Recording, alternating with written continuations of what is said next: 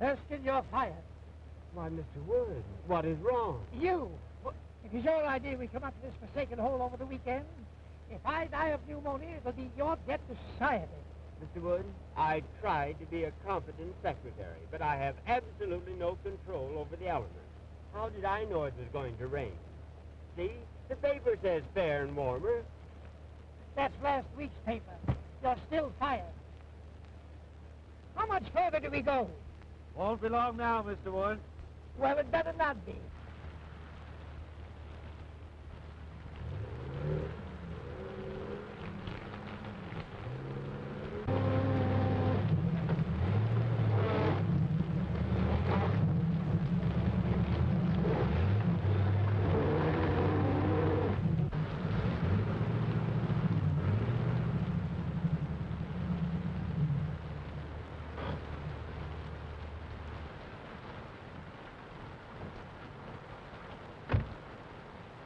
Something the matter? I guess we're stuck. You guess you're stuck. What are you trying to do? Kill me? Oh, no, it's not as serious as that. We just skidded into a fallen tree. Don't stand there. Don't stand there when the train seals suggest something. I'm sorry, sir, but I never did work well underwater. I know this part of the country intimately. There are several houses nearby. We can walk to one of them. Swim, you mean? I see a light down that way. You couldn't see a light if you looked at the forest fire.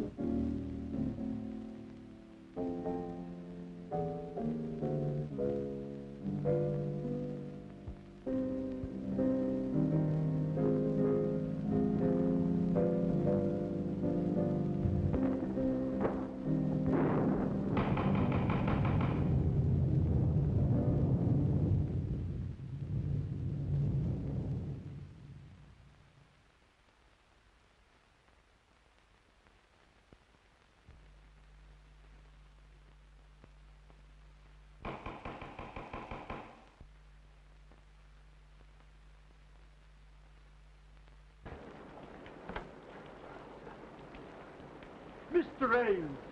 Oh, hello, Caraway.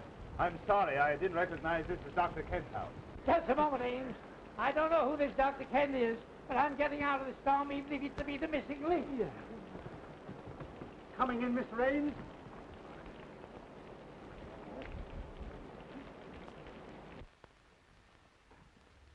Ames! Well, this is a surprise.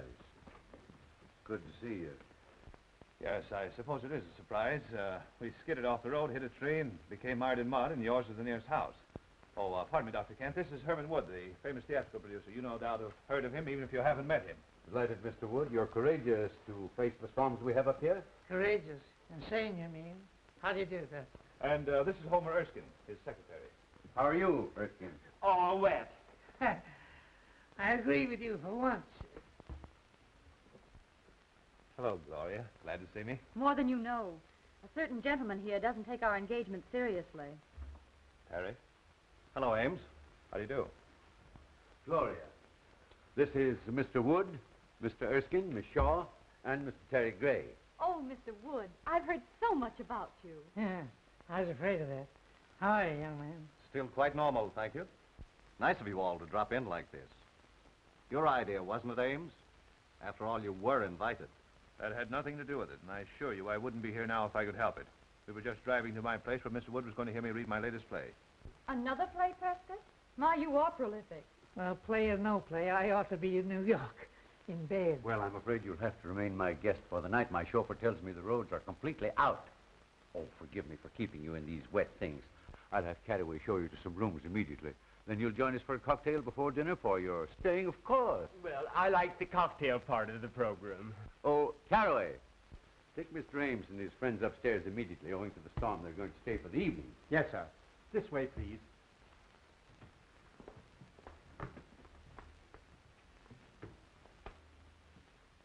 Who are you? Why, you tell her. I'm beginning to be uncertain of everything. Why, this is Mr. Wood. I'm Mr. Erskine, his secretary. I pity you so much. You're surrounded by tragedy and sorrow. Well, you are psychic, Beatrice. Mr. Wood is the greatest producer of tragedies and dramas in the country. You mean he was?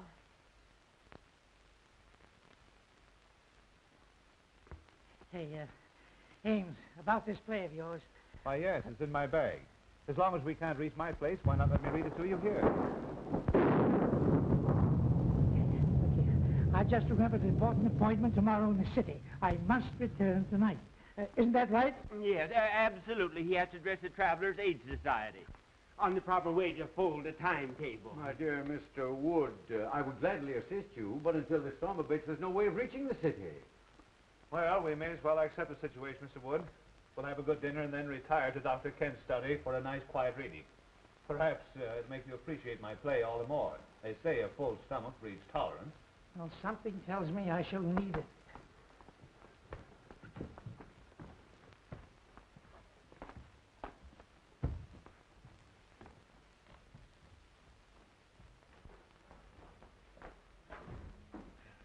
Mr. Ames, this is your room. You've used it before. This way, gentlemen, please. This is yours, sir. Right. And this is yours.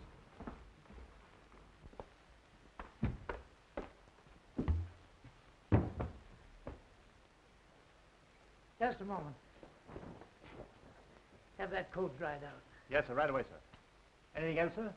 Yes, close the door when you go out. Yes, sir.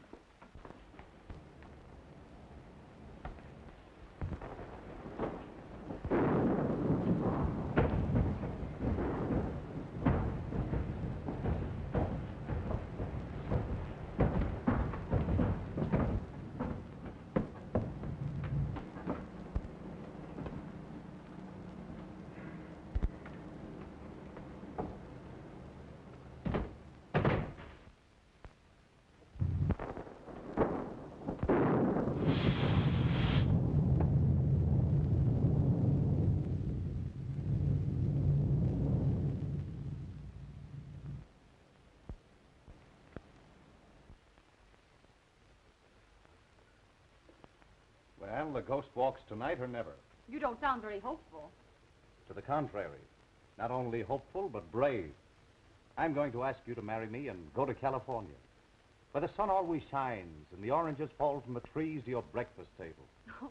That's a beautiful picture on a stormy night like this. But with or without the oranges and sunshine, you know I won't marry you, Terry, because I love someone else. Terry! Pardon me?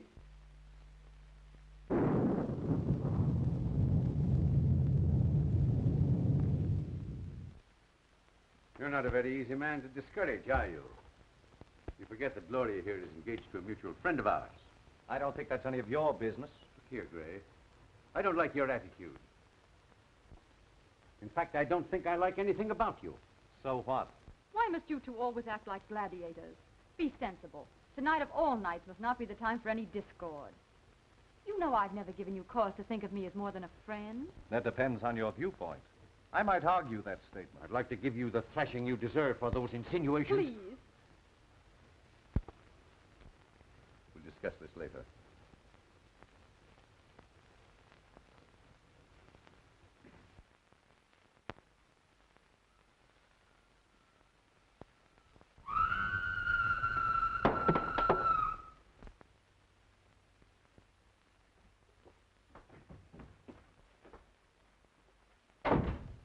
Erskine!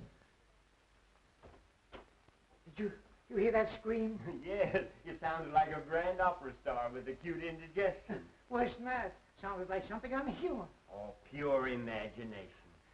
If I allowed a noise like that to scare me, your voice would have killed me long ago. Look here. Are you trying to insinuate I'm afraid? I'm just nervous, that's all. What kind of a madhouse is this, Oh, anyway? don't be so excitable. It's probably your liver acting up again. Have you your pills? My pills. Any of you folks here scream? Yes, it frightened me too. Yes, I can't understand where it came from. Tell them where it came from, Ames. You've heard it before. Why scare your friends unnecessarily? Perhaps you're right. Any scream you may have heard probably came from Beatrice's room. She's Dr. Kent's patient and Mr. Gray's sister. You met at the foot of the stairs. She's just a little irrational at times. Well, as far as I know, it's nothing to worry about, simply emotional outbursts. Don't you just love a night like this? This old house seems to belong in the rain and thunder. I read a book once about an old, old house, and oh, I don't know how many murders happened on just such a night as this.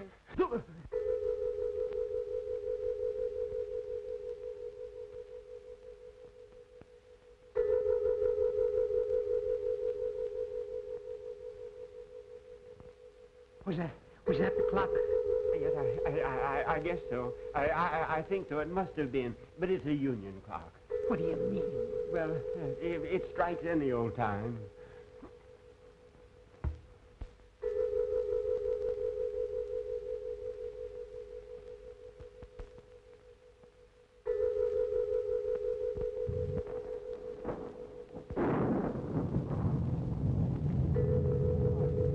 What's the matter with Beatrice?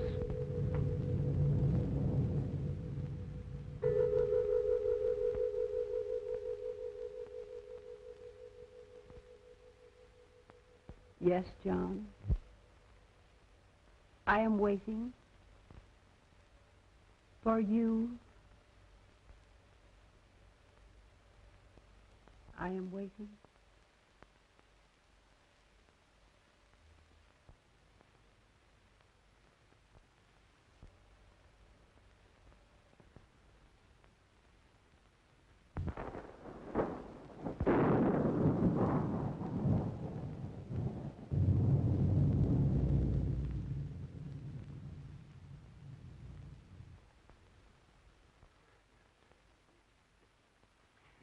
That woman gives me goose pimples.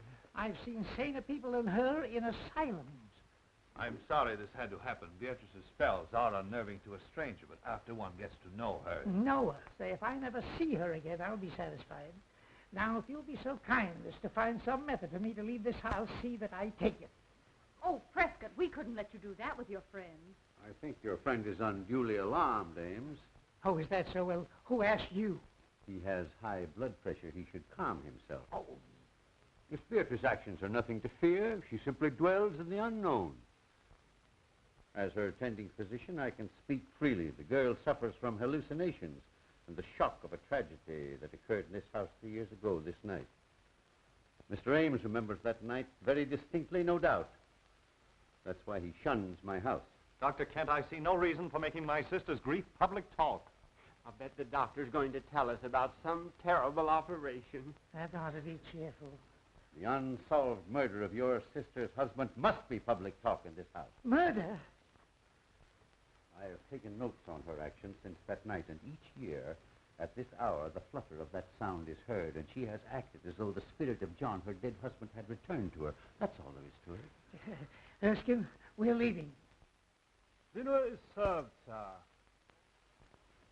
No, we're not. Ghosts or no ghosts, we're eating.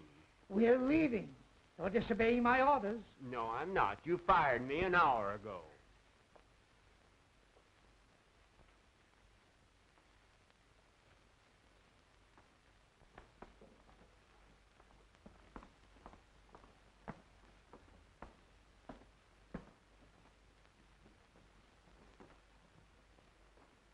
Gloria, Mr. Ames, Mr. Wood, Mr. Erskine. Hope you're all as hungry as I am. Just give me an aspirin. Just give me anything but a tomato surprise. I've had shocks enough. This is about as cheerful as an undertaker's picnic in a cemetery.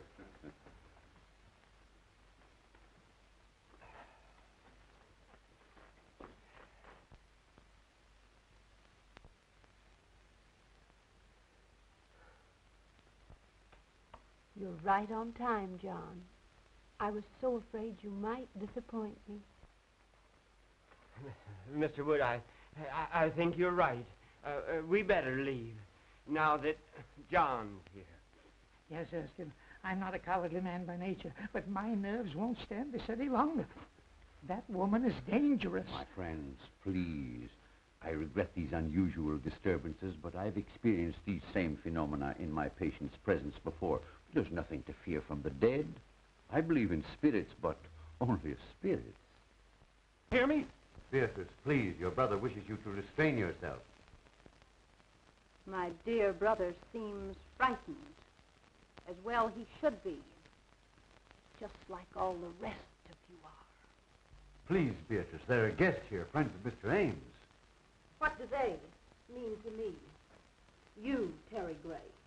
You, Miss Gloria Shaw.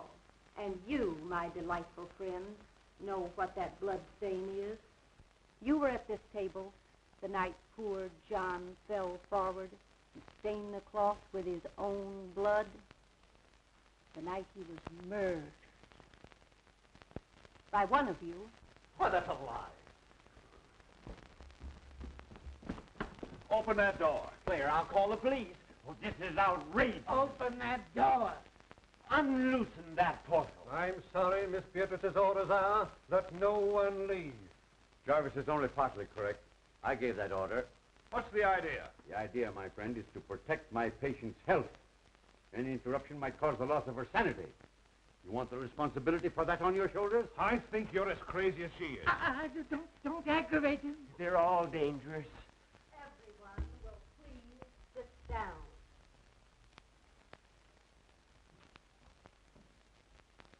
You can't frighten me into anything. I don't know who killed your husband, but I believe your brother can tell you. I thought you'd try to insinuate something like that, and I'm glad you did. Now I can voice what I've suspicioned these past years. You were jealous of John. You wanted to marry Beatrice for money. You, a penniless hack playwright. She preferred John, and you killed him. There's always been insanity in your family. Wait. He's right. I, too, always thought you killed John. You're unscrupulous enough to have done it. That's enough of that kind of talk. You aren't free from suspicion either. As John's cousin, you inherited more money from his death than I did. How dare you say that? I can't listen any longer. In the name of humanity, allow Erskine and I to get out of here before they kill each other. I appreciate that we have outside witnesses to what is going to happen. There is a murderer in this room, and we're going to find him.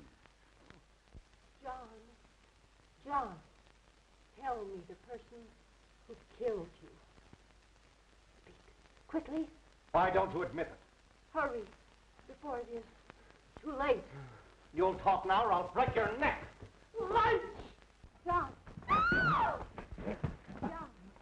John! Speak to me, John!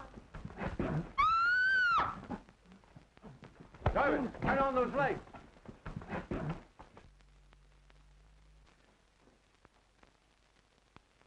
Where's Beatrice? Why, I don't know. Dr. Kent, I demand I be allowed to leave this room. And I'm with you. Remember my years of devotion to you. Divided we arrive, but united we leave. Of course I'd give anything in the world if this hadn't happened. Jarvis, open that door. Oh, Mr. Wood, I'll see you later. You'll not see me later. Not for a month, not for 10 years. I'm getting out of here.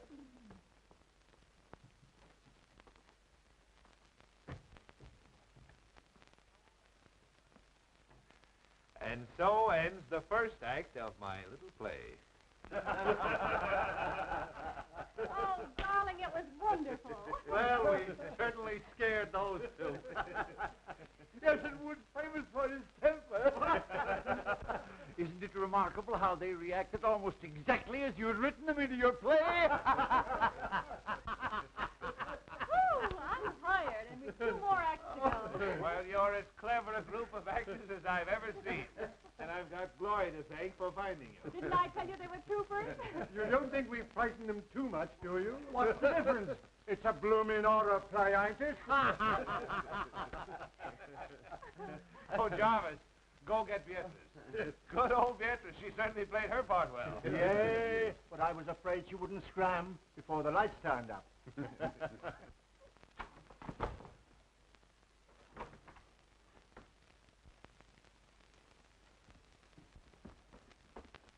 Beatrice, are you hurt?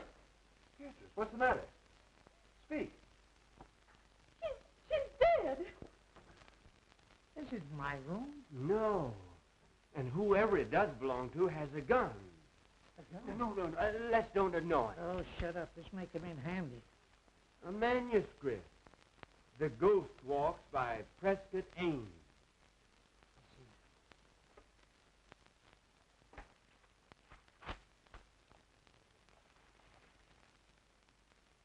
As the group seat themselves at the table, the vacant chair also moves out, as if an invisible person was preparing to sit down. All eyes are on the chair. As the vacant chair slides back to the table, Beatrice addresses its invisible occupant. Beatrice speaks. You are right on time, John. Erskine, we've been witnessing a dress rehearsal of Ames's horror play. You mean all those scares were part of the play? Certainly. Wait. Here, let's try it again. Here, listen to this.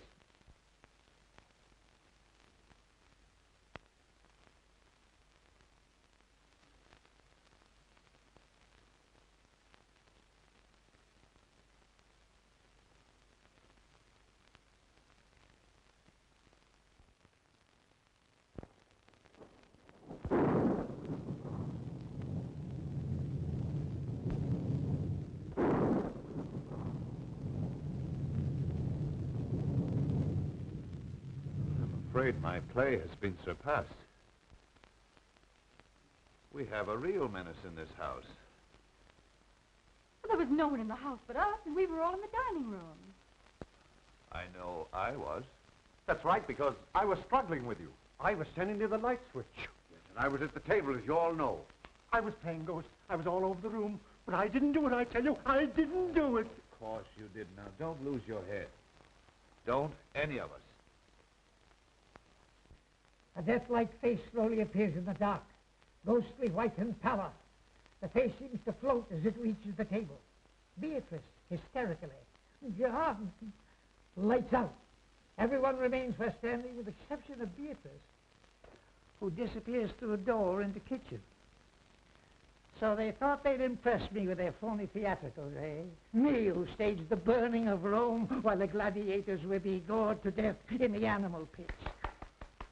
I wasn't scared a bit. Neither was I. No, what are you doing under the table? Well, I was looking for you. Ridiculous. I hate cowards. When we get back to town, remind me to fire you.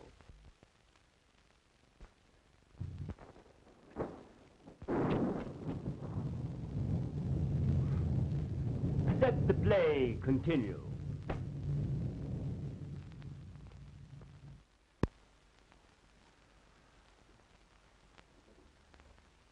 Now that the play is over, I'll have to tell Wood what's happened. Here he comes now. Ha! Still making merry, I see. Well, we thought we'd come down again. It's too quiet upstairs for us. Yes, we were used to shrieks, sirens, and suicide. Yeah. Why, what seems to be the trouble? Has Miss Beatrice been found? Yes, she has been found. Dead. Is that so? No, I mean, it can't be. It's impossible. What are you talking about? Mr. Wood, I'm trying to tell you that Beatrice is dead. Beatrice is dead. I don't believe it. Let's put this whole thing straight to you, Mr. Wood. We're all actors, hired by Ames here to present his play to you. Actor? Everything that's happened since you arrived was part of the play. Except poor Beatrice's death. Mr. Ames. Am I to understand that I've been witnessing part of the play you were to read to me? Yes, I thought it a good method of presenting it to you. You see, this is really my house, and the fallen tree on the road was all part of my scheme to fool you. The storm, of course, was an added break. Well, if these chills and frills have been theatricals, where does the death of Beatrice fit in? Surely you don't destroy your characters. Somebody evidently does. We don't know any more about it than you do. The police should be notified. Now, wait a moment, everyone, please.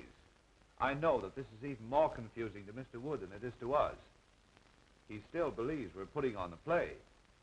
So the only thing we can do is to show him Beatrice. By all means, do. Yes, death is no novelty to us. No. We stage it 8 times a week, including matinees. And benefits. Now, remember, no one is to touch the body until the police arrive. In there.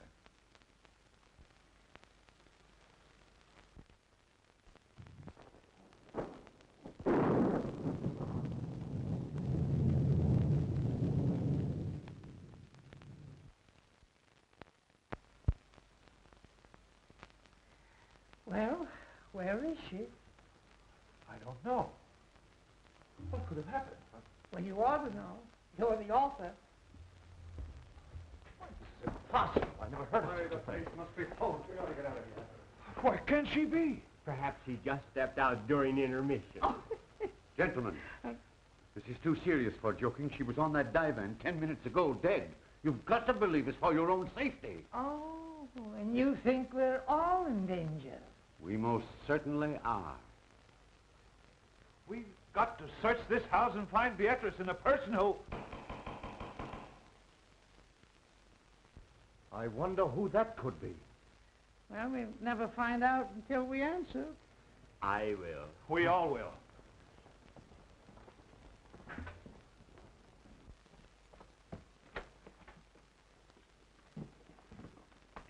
Who are you? Who are you? A guard from the Greystone Sanitarium. Seen anything of an escaped patient around here? What kind of a patient? A quiet one, until disturbed, at which time he becomes slightly murderous. Well, so help me if this ain't a night. Oh, what's going to happen to us next? Who are these people? I didn't know anyone was living here until I saw the lights. What makes you think he came here? Empty houses make good hideouts. I never saw or heard of anyone living here in the past few years. Well, I've been living here about a month. I think you've come to the right house at that. Yes? Has anything happened? Uh-huh. A murder and a disappearance. What are you winking about? Winking? Why, my dear man, you're saying things. I simply stated a murder had been committed. Murder? Ah. Well, it's him all right, then. Well, who is this man you're looking for? At the sanitarium, we'd call him Case 222. I guess you'd call him a homicidal maniac. A maniac? And you think he's loose in this house? Now, be perfectly calm.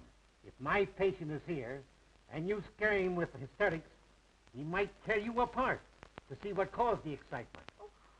That reminds me. Has anyone called this appearance? No. Well, that's a usual procedure, isn't it? Oh, we forgot to, I suppose. But there's a telephone right here in the study. Telephone?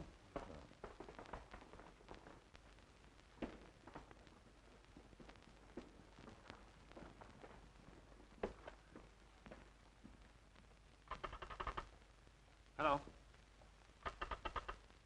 Hello?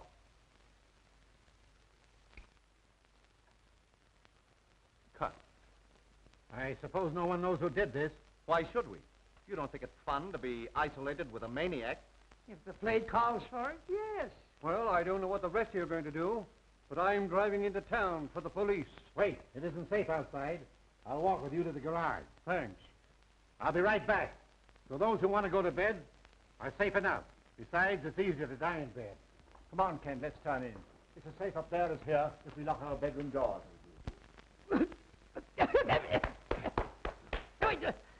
What's the idea? Why, you're choking terribly. Well, can you do any better? You know, I had a hunch that Beatrice should never appear in a horror play. Why? Too highly strung and impressionable. A fatalist. She figured if you were paid to scare people, the law of compensation would see to it that you got scared yourself. Utter nonsense. How could anyone possibly foresee a maniac coming here tonight and committing murder? Don't interrupt him. The play's improving. Not enough action for me. Tell me, Ames, just how did you happen to come to this house yourself? Funny you should mention that. I was just asking myself the same question. Of course, you saw that painting in the drawing room of Gussie Gillis. Sure, everybody knew him. And his history? Naturally. Personally, I thought he was the worst butcher who ever severed a tonsil. Right. And you remember how 9 of his patients mysteriously disappeared after he treated them? They were murdered. And when the police came to arrest him right here in this house, he committed suicide. He lost his mind from the strain of his surgical work, I guess. Get to the point, man. I know all that record. Now, you say this house was his. How did you get it? Why, that was easy. I simply advertised for an old, isolated country home. And the real estate agent for the Gillis estate answered and said he'd be glad to rent me this place. It's been vacant ever since the doctor's death. People were afraid to live in it because of the crimes that were committed here. It's supposed to be haunted. And the local people swear they've seen the lights go on and off in this house even while it stood unoccupied. Well, the rest of the story is short. I wanted to write a play in the same atmosphere he had lived his ghoulish life, so here I am. I'll bet he'll come back to haunt you for this. Did Jarvis get away all right? Yes. There's no one around the ground, so I think I'll search upstairs. I'll go up, too. I'm going to bed. And I'm resigning from your cast. You playwrights are all screwy. I take it that this ends the second act. Now, if you don't mind me saying so, I think your play is rotten. Well spoken, Erskine. Forget about being fired. Let's go to bed. Yes, go to bed, Mr. Wood, and get some sleep. You insist the play is still on, but we've tried to tell you that it's ended in a tragedy. Good night, sir. Good night, Miss Gloria. Good night. Ames? Good night. Be sure and let us know if anyone else is murdered. I can't convince those fools. They insist we're still playing for their benefit. Oh, I wish we were out of this dreadful house. First it was Terry pestering me, and now this awful tragedy of tonight. Don't worry, dear. You look all worn out. You get some sleep, and I'll see that nothing disturbs you. Oh, I'm too frightened to sleep. Tell me the truth. Who do you think could have killed Beatrice, and where do you think she could be? Well, personally, I believe it was just a burglar who's long since disappeared. Then why would he steal the body? Oh, to cover up the crime, I suppose. Now, you go to bed, dear.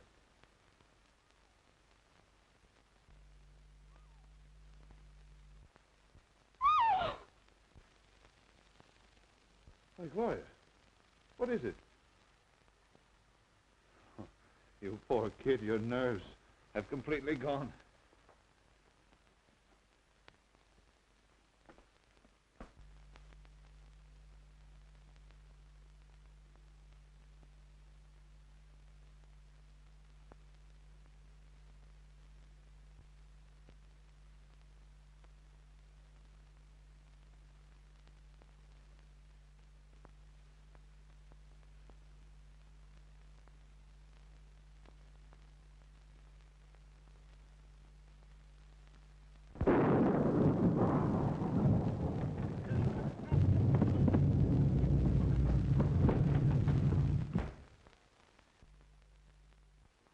Oh, it's you. I ought to pull the trigger at that. Well, come on, snap out of it. What is it? Mr. Wood, maybe we're wrong. Maybe this isn't a play we're witnessing after all. Oh, rubbish. You saw the manuscript, didn't you? Yes, but I didn't see anything in it about the top of my bed coming down and smothering me, just like a steak under onions. Oh, nonsense. You've had too many cocktails. Besides, I wouldn't be lucky enough to celebrate your demise by violence. That's a fine way for you to talk to me. Me, who's been everything to you but a mother. Now, Mr. Wood, listen to reason. I may be all wrong. I'm a nervous man by nature. But if this play is still going on, it's the closest thing to reality I ever saw behind the footlights. Oh, you're a sissy. I tell you, this fellow Ames is clever. He has reality in this play, and that's what the public wants. Now, let me alone. And if you want to stay in the theatrical business, stop letting it scare you. Oh, I was kidding all the time. That bed bracket was only a dream I had. And you were in it, too. I was not. I was reading. Yes, I saw that. You were reading a book on psychics. You were worried about the future yourself. Say, go home and go to bed, will you, please? And if you want to think of the future, remember I'm firing you. Mr. Wood, I have a premonition that we must stick together tonight. You need protection. You mean you do? You're trying to muscle into my bed because you're frightened. Go home. Oh, my dear employer, play or no play, I have no relish for my own couch. Move over. Say, this is all Tommy rot. You've got the mind of an oyster and the nerve of an acrobat. As my secretary, I do allow you to share my office, but that does not include my bed. Say, you were born in October, weren't you? Yes, during the National Apple Week. Why? It says here, your type is the instincts of a bloodhound, the heritage of the homing pigeon, the attributes of the ferret, and the heart of a lion. Yet you snuggle beneath my quilts, you cream puff, because a make-believe play is scaring you. You're fired once and for all. Will you please close my mouth if I'm snoring? I have adenoids. Adenoids, too? My Lord.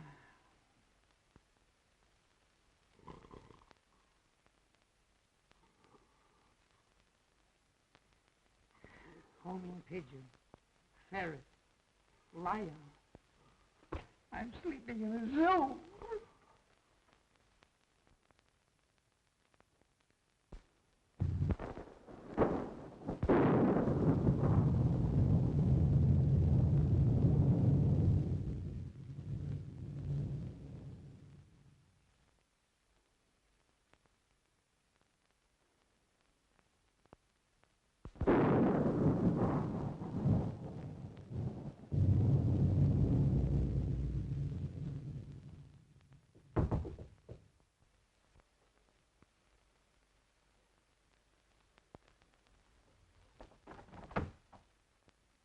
I was worried about you.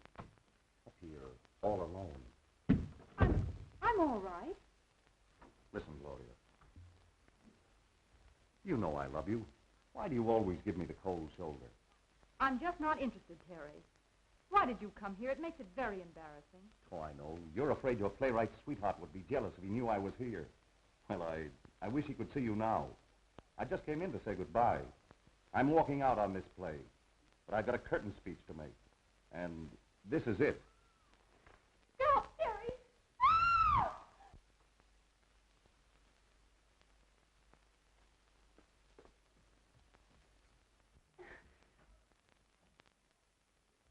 Gloria!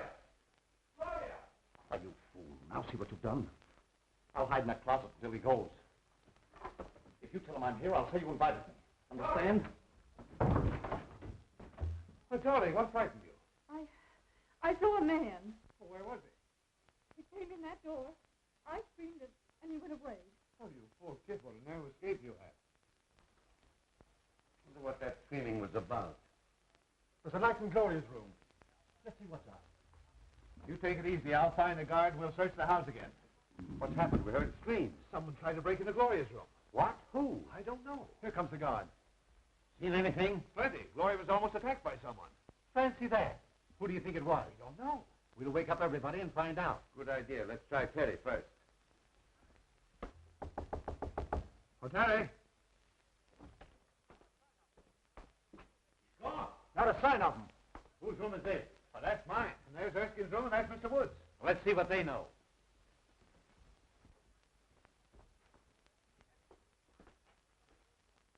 Empty. Darn the luck. I wonder if that maniac could have tried Wood's room before my mind snaps to. Eh? Oh.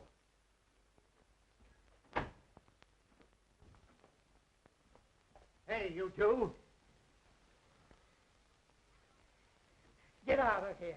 My office hours are from 10 to 4. Seen anything strange in here? Yes, here's an exhibit that ought to be in a museum. What are you doing in here? I was sleepy. Is the play on again? No, we're just having a roll call. Well, consider us absent. Terry. Terry, come out.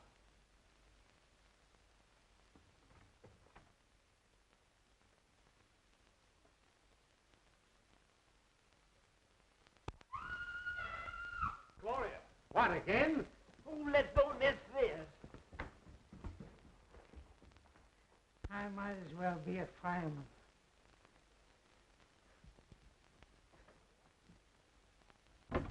Gloria, what is it, dear? It's Terry. He was standing right in that closet. He's disappeared. Well, what was Terry doing in your closet? He was hiding. From whom? Why, Oh, pardon me. Oh, no, please let me explain. It isn't necessary. I think I understand.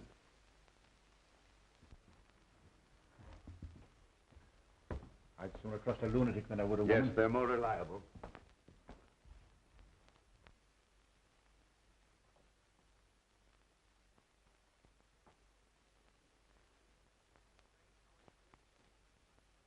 Strange how anyone could disappear from behind a nightgown. You could from behind my cousin's. She weighs 250. Are you winking at me again? Say, let's go down and get a drink. This isn't a horror play, it's a bedroom farce.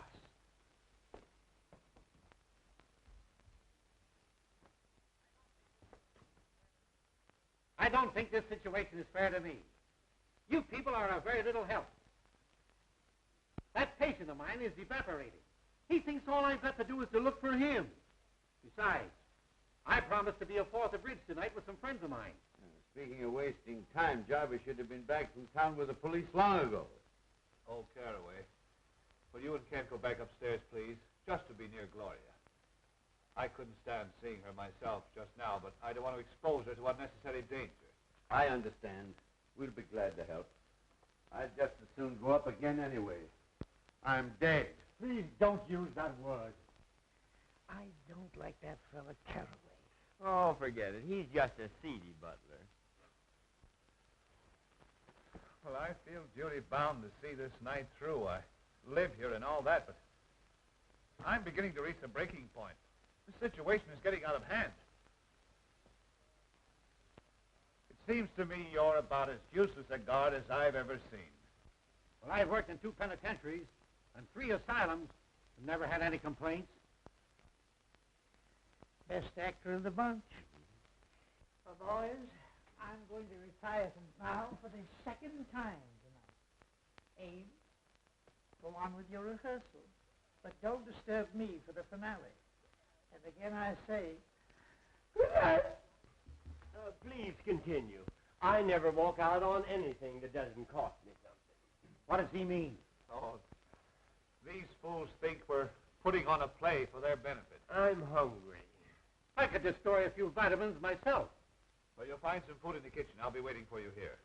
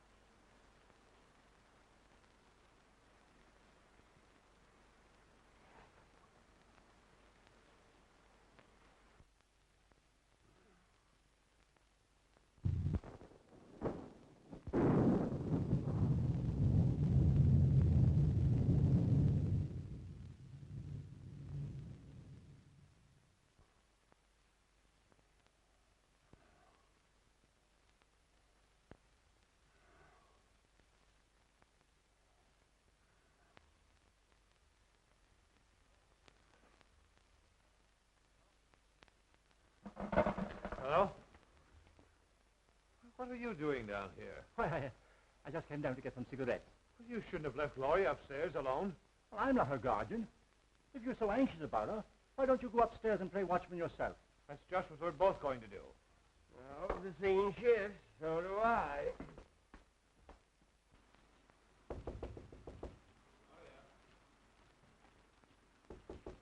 Gloria? Gloria!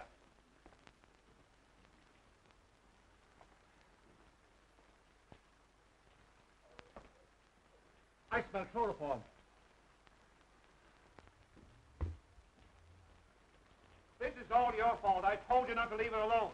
We'll arouse everyone.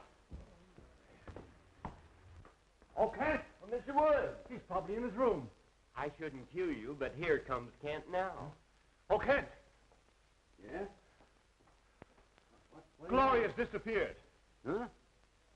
Say, have you been out in the rain? No, why? Well, whoever stole Gloria took her out of the window into the rain. Funny that you should be out of your room and then appear all wet. I don't like your insinuations, Mr. Ames. If you must know, I couldn't sleep. I was going to take a bath in the tub and turned on the shower by mistake. That's what I would call a watertight alibi. Maybe Mr. Wood knows something.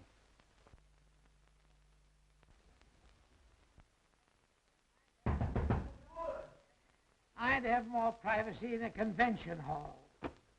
Come in.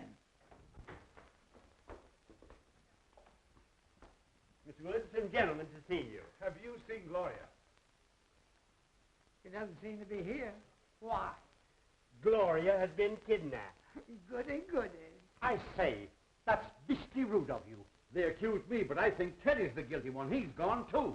They've got to search the whole place over again. Get up and see the fun. It's better than looking for a good candidate before an election. Not me. I'm staying right here. Now, if they don't stop this fool play and get out of here, I'll rid the world of the entire cast. All right, stay here. I hope you're the next victim.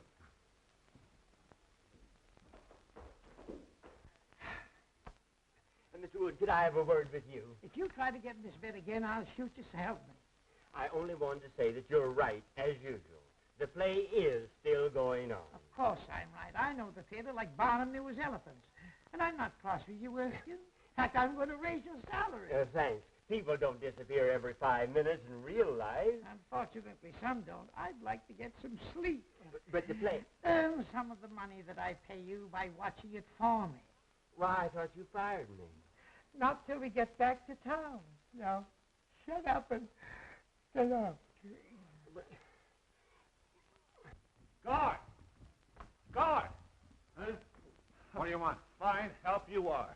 Gloria's been stolen. You're standing around here eating chicken. Well, one must eat occasionally. What makes you think the lady was stolen? Rather an antiquated way to acquire a woman, isn't it?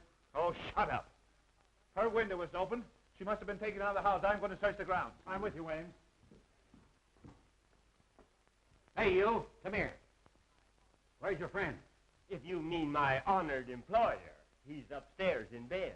I think I'll go up and look him over. There's something queer about you both. He winks at you and you wink at me. And I don't like it.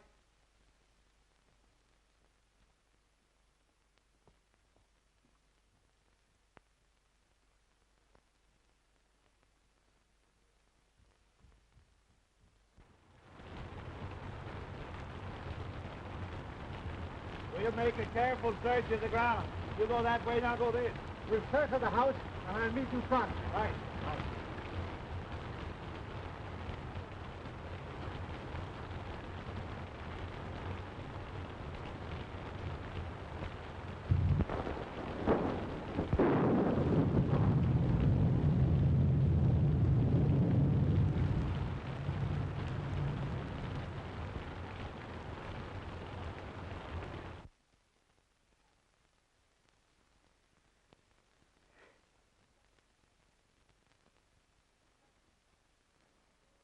Who's there? Only me? Oh, my old friend from the insane asylum. Come on in, sit down. Make yourself at home. Everybody else has. Hey, look here, old man, pal to pal. You're not really an asylum guard, are you? No. How did you get? Yeah, you can't fool an old-timer. You know, you're wasting your talents here. You're too good for this stuff. The whole world knows that. I said good, not perfect. Like that play. You know, I've been thinking that over. It's mighty darn gripping. I think it's pathetically bad. I'll have no part in it. Are you under contract to Ames? Me? I should say not. But I'm ready for a presentation now that will astound the world. I believe you are. I'll bet you'd be a sensation and a good part. And I'm going to give it to you. Herman Wood, the man who has given more stars to Broadway than Edison has electric lights, will star you personally in an extravaganza. Splendid, splendid. Oh, are you busy Thursday? Let me see. No, I have nothing planned. Good. Come to my office next Thursday and we'll sign a contract. Splendid. But you should see me work first. Well, what are you doing now? Wasting time talking to you. Come with me, and I will show you real dramatics. Are you kidding? I never joke. I will show you drama. Stark, throbbing drama, with a master touch of comedy. By golly, I'm with you. Just wait till I get my slippers. Don't forget, Thursday. Come.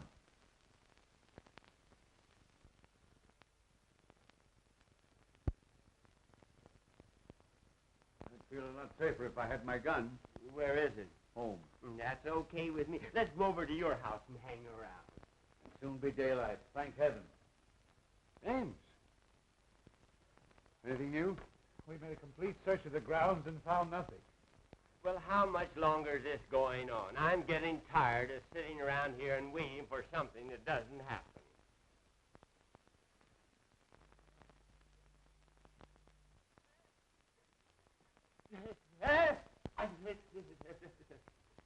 The picture. It's alive. It winked.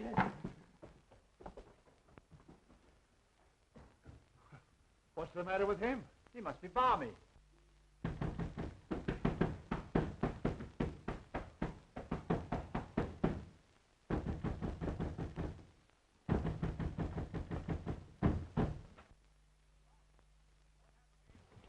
Charles, what happened to you? Remember when I left the house to get the car and the cops? Yes? Well, that nuthouse guard leaves me at the garage. Then just as I'm getting into the car, somebody slugged me with a lead pipe. What was the idea? Well, someone didn't want him to get away. And that someone is probably the escape nut that we're looking for. How many of you are searching for him? There's already been a guard here tonight. Well, there's possibly half a dozen of us, but believe you and I'll find him. Yeah, this guy disappears every so often, but we always spot him in this neighborhood. I see. Well, after you were hit on the head, why did you come back to the house? I figured getting the police was the wisest move to make. I've been knocked out and tied in the garage, but I broke the ropes. Then I tried to start the car, but I found out someone had gummed up the motor. Well, I began to hoof it into the village when these guards from the sanitarium picked me up, and here we are. Has anything happened since I left? Yes, Gloria's been kidnapped and Terry's disappeared. And now that Erskine person's gone violent. Oh, yeah? Well, I'll handle that. Help! Help! What's the matter? Mr. Wood is gone. What? I said he's gone, and so is the guard. It's that picture that's doing it.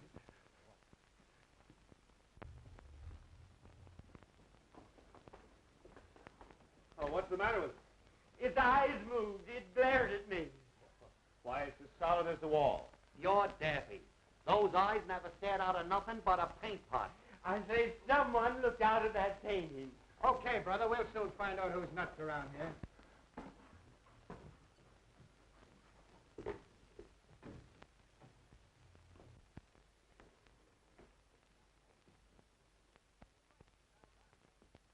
Say, he's right. These eyes are phony.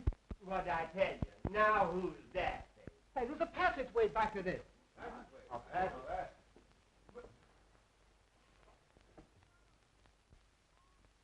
Look! It's moving!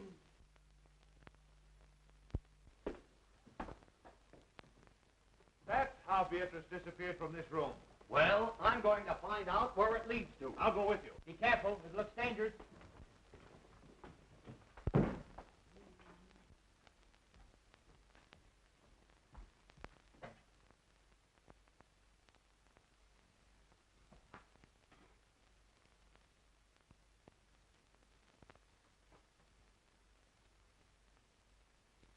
My friends, since your entrance into this house, I have worked toward bringing you into this laboratory. Years ago, a famous surgeon lived, worked, and studied here. His name was Guthrie Gillis. He is dead now, but I, Professor Elmer Trittery, will carry on and improve his work.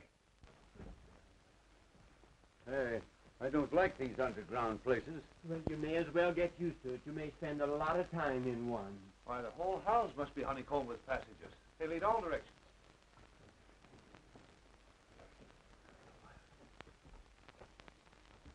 I am the greatest genius you have ever seen. I have mastered my work. Work that has produced power almost divine.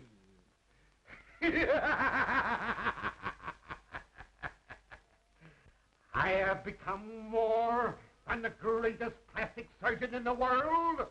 I am the molder of mankind. I have reached a great decision. That is why I've allowed you all to trespass upon the seclusion that I have enjoyed in a supposedly deserted house. I discovered this old house at Dr. Gillis's on one of my many escapes from the sanitarium. It is admirably fitted for my work. All I needed was patience.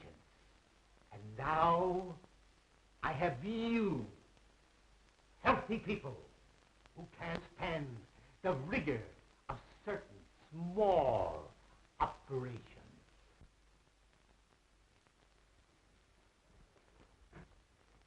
Now, wait. This looks like a door.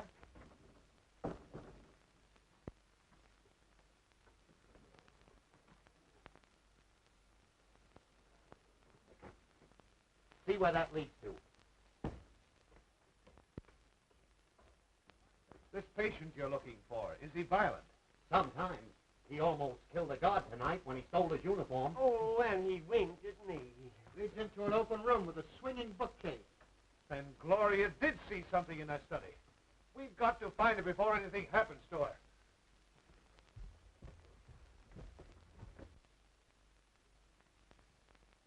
It seems to me this is the fluid I used to paralyze the mice with yesterday. I think I meant to use it on your friend Beatrice.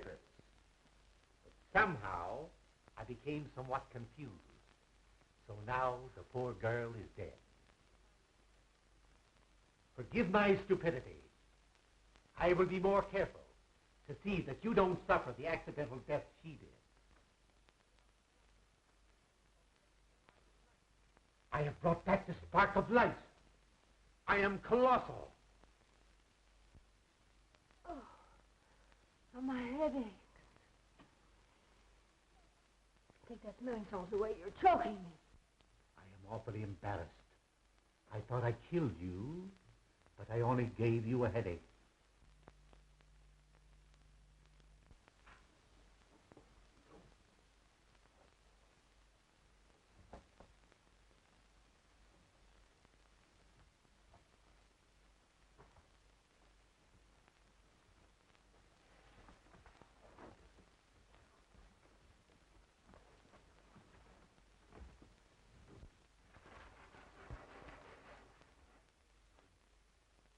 I ask your indulgence in looking at this chart. You will notice the various noses, eyes, and chins. You all have an ideal, a face you envy. You can have your choice of alteration. You understand, my operations run in series. You may look as you wish now. Ultimately, I will slowly change you to fit my model. Young lady, you shall have the honor of being the first on my table. I shall require very little from any of you. Just enough to begin my work. A feature from you, a bone from him, and a cartilage from that one. It's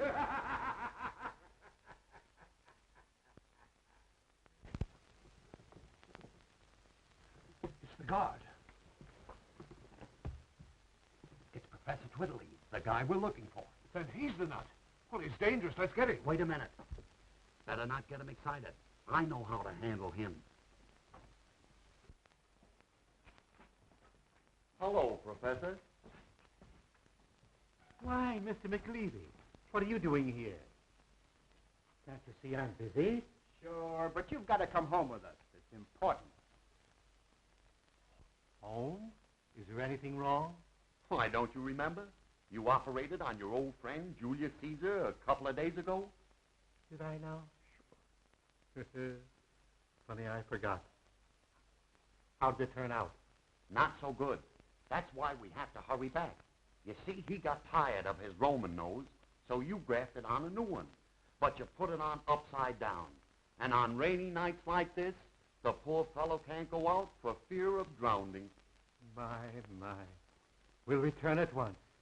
Poor Caesar must be miserable.